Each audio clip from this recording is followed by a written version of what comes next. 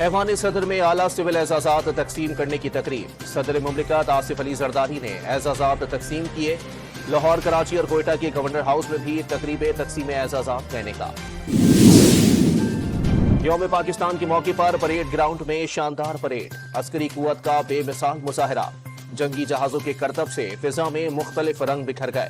ثقافتی پروگرام بھی پیش، جن کا آغاز توپوں کی سلامی سے ہوا۔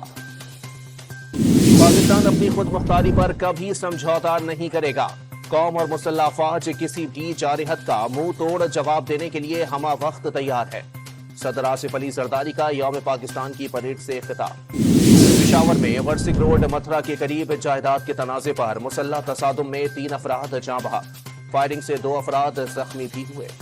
اور روسی دارالحکومت ماسکو کے کانسرٹ ہال میں بدترین دہشت گردی، اموات 115 تک جا پہنچی، 145 افراد زخمی۔ روسی صدر کا کل یوم سوگ کا اعلان۔